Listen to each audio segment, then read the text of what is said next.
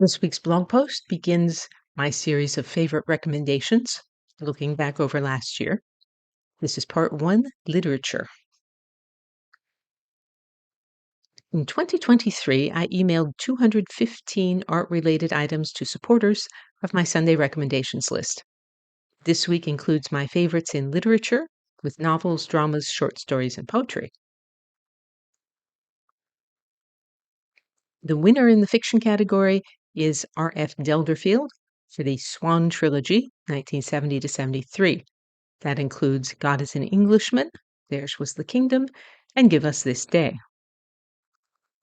Unlike many of his compatriots, Adam Swan, a British officer, recognizes the sweeping and permanent changes the Industrial Revolution is bringing. He returns home from a tour in India determined to open a business, although he has little but intelligence, determination, and a piece of looted jewelry to do it with. Although this is a multi-generational saga, the focus is always on Swan and his business rather than his family, although his family members are often directly involved in the business. The runner-up is Thomas Perry, Death Benefits, 2001. Perry has been writing thrillers and murder mysteries since 1983. I enjoyed Death Benefits even more the second time.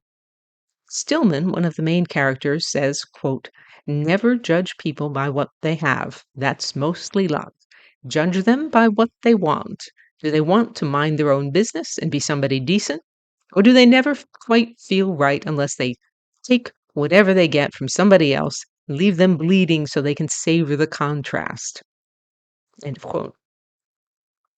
My favorite among Thomas Perry's books is still Island, which I recommended back in 2016. Next up, drama. The winner is Pierre Corneille, Cinna, 1641. A couple weeks ago, I mentioned that Menander, a Roman playwright, wrote plays about young lovers, grumpy fathers, devious slaves. This is not that kind of play. Written in the 1640s and set in the early years of the Roman Empire, it centers on a woman who demands that Cinna, her beloved, kill Emperor Augustus, who ordered her father to be executed. But Cinna believes that it's better for Rome to be ruled by Augustus than to suffer through yet more civil wars. Corneille is a master at dramatizing controversial moral and political points. In the passage below, Cinna is speaking to Augustus about the Roman Republic. The situation is very relevant to Corneille's time, when Louis XIII of France faced a series of religious and political uprisings. This is my translation of the section, by the way. But when the people rule, only tumult happens. The voice of reason is never consulted. Honors are sold to the most ambitious. Authority is handed over to the most seditious. These petty rulers that last only a year, seeing their control cut off after so short a time, abort the happiest of plans from fear of leaving the results to their successor. Since they have little part in the public goods, they harvest as much as they can of those goods, certain their successor will pardon them, hoping in his turn to be treated the same way. The worst of all states is a people-run state.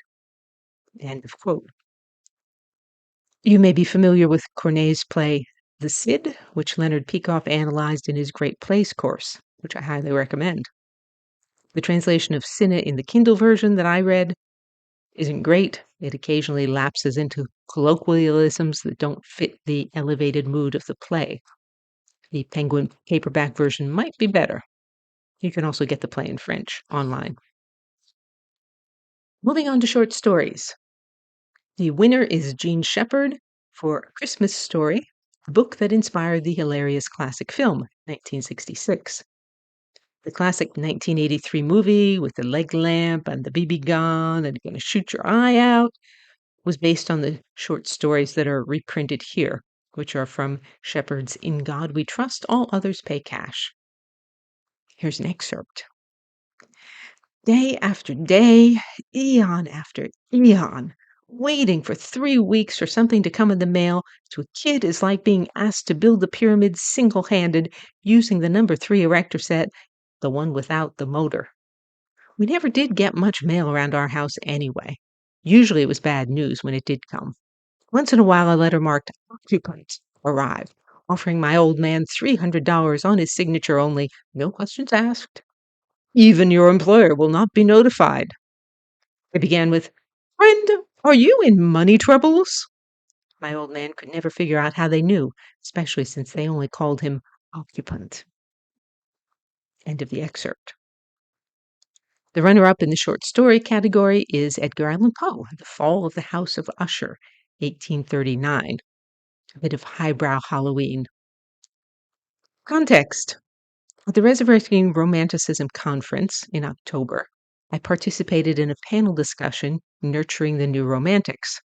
The video will be available at some point. You can check the books and essays page on my site. Poe is a perfect example of why aspiring romantics need some guidance, because he shows the dark side of romanticism.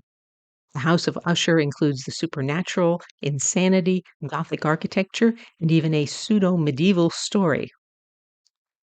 Here's the current entry for The Fall of the House of Usher from Timeline 1700 to 1900, which is in progress. I'm just starting the first major edit, so the entry is likely to change. If you're not listening to this in early 2024, check the books and essays page on my website to see if the timeline is available. So, excerpt from the current draft. 1839. Edgar Allan Poe, The Fall of the House of Usher. Masterpiece of Gothic horror with madness, death, and decay. Part of the Romantic movement in literature. Poe helps raise the short story to the level of serious literature. He influences Baudelaire, Swinburne, and the French symbolists, as well as Dostoevsky, Arthur Conan Doyle, H.G. Wells, and many others. Excerpt from The Fall of the House of Usher, quote, "During the whole of a dull, dark, and soundless day in the autumn of the year, when the clouds hung oppressively low in the heavens, I had been passing alone, on horseback, through a singularly dreary tract of country, and at length found myself, as the shades of the evening drew on, within view of the melancholy House of Usher." End of the excerpt. Now we're moving on to poetry. I asked myself, which of the poems that I recommended last year do I most want you to read or reread? So I'm going to give you the full poems for the three winners and then excerpts from the runners-up. First is Burton Braley, "Step Lively, Please." This one is really beginning to resonate. "I am old as the hills, and there's snow on my crest. The heart of me thrills with an unaging zest at blithe youth, elate with old drams and new laughter, and at men fighting fate for the goals they are after. I am old, but the light in my eyes is on duty to capture the bright, glowing magic of beauty. My old pulses hammer, my old fibers dance, in rhythm with glamour, in tune with romance. I'm ancient, but never, I swear, shall I fail to make new endeavor or break a new trail, find joy in new skills with new courage to prime them. I am old as the hills, but I still dare to climb them." Second poem is Edgar Guest, "A Friend's Greeting." "I'd like to be the sort of friend that you have been to me. I'd like to be the help that you've been always glad to be. I'd like to mean as much to you each minute of the day as you have meant, old friend of mine, to me along the way. I'd like to do the big things and the splendid things for you, to brush the gray from out your skies and leave them only blue. I'd like to say the kindly things that I so oft have heard, and feel that I could rouse your soul the way that mine you've stirred. I'd like to give you back the joy that you have given me, yet that we're wishing you in need I hope will never be. I'd like to make you feel as rich as I, who travel on undaunted in the darkest hours, with you to lean upon. I'm wishing at this Christmas time that I could but repay a portion of the gladness that you've strewn along my way. Could I have but one wish this year, this only would it be: I'd like to be the sort of friend that you have been to me." And the third one, Charlotte Brontë, Life, 1846. This piece was published in Poems by Currer, Ellis, and Acton Bell. The Brontë sisters, ages 26 to 30, issued the collection under male pseudonyms, fearing that readers would be prejudiced against poems written by women. The first edition having sold only a few copies, they turned to writing novels.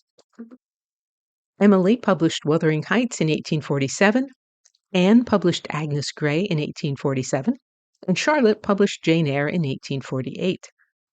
This poem is the brighter side of the Romantic era, as opposed to Poe's House of Usher. Death and grief are with us, but they're not the focus. Life, believe, is not a dream so dark as sages say. Oft a little morning rain foretells a pleasant day. Sometimes there are clouds of gloom. These are transient all. If the shower will make the roses bloom, why lament its fall? Rapidly, merrily, life's sunny hours flit by. Gratefully, cheerily, enjoy them as they fly. What though death at times steps in and calls our best away? What though sorrow seems to win, or hope a heavy sway? Yet hope again elastic springs, unconquered though she fell. Still buoyant are her golden wings, still strong to bear us well. Mindfully, fearlessly, the day of trial bear, for gloriously, victoriously, can courage quell despair. These are the runners-up in poetry. I've put them in alphabetical order. For these, I am giving you just a few lines as teasers and a link to the complete text. If you want the links, go to my webpage for this blog post. First, Lord Byron to Thomas Moore. This is from Byron to the poet Thomas Moore, who in 1832 published a biography of Byron. This poem is simpler and more heartfelt than much of Byron's poetry, although I am extremely fond of his Isles of Greece. My boat is on the shore, and my bark is on the sea. Before I go, Tom Moore, here's a double health to thee. Here's a sigh to those who love me, and a smile to those who hate. And whatever sky's above me, here's a heart for every fate. That's the end of the excerpt. Next up, Badger Clark, The Plainsman, 1917. Born of a free, world-wandering race, little we yearned o'er an oft-turned sod. Did we care for the Father's place, having ours fresh from the hand of God? Who feared the strangeness or wiles of you, when from the unreckoned miles of you, thrilling the wind with a sweet command, youth unto youth called, young, young land. Third, William H. Davies, The Happy Child, 1907, because a sense of wonder is important even to non-children.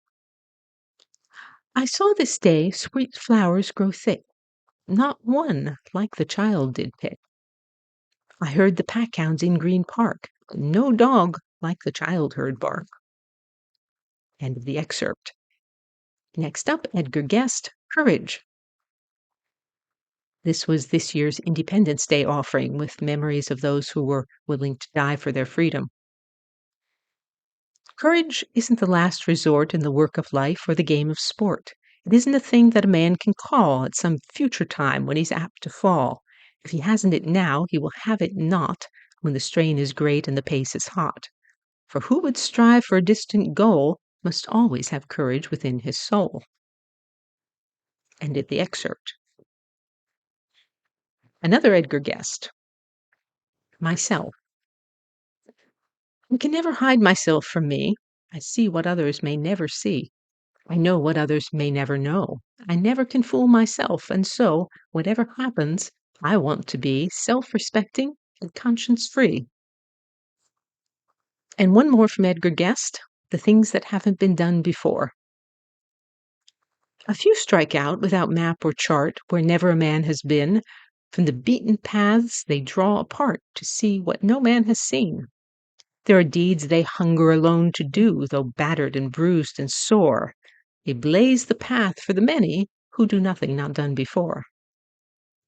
End of that excerpt. Next up, Thomas Hardy, The Darkling Thrush. I leant upon a coppice gate when frost was spectre gray, and winter's dregs made desolate the weakening eye of day. The tangled vine stems scored the sky like strings of broken lyres, and all mankind that haunted nigh had sought their household fires. End of the excerpt. Next up, Sarah Teasdale, Winter Dusk. This is actually the whole poem. I watch the great clear twilight veiling the ice-bowed trees. Their branches tinkle faintly with crystal melodies. The larches bend their silver over the hush of snow. One star is lighted in the west, two in the zenith glow. For a moment I have forgotten wars and women who mourn. I think of the mother who bore me, and I thank her that I was born. And one more. Henry Van Dyke, The Doors of Daring. The mountains that enclose the vale with walls of granite deep and high invite the fearless foot to scale their stairway toward the sky. End of the excerpt. A word about what I've been doing in 2023. At the Resurrecting Romanticism Conference in Spartanburg, South Carolina, in October 23, I gave a talk on romanticism in painting, an hour and a quarter, and another talk on painting at the 1893 Columbian Exposition in Chicago. That was half an hour. I also participated in a panel discussion, Nurturing the New Romantics.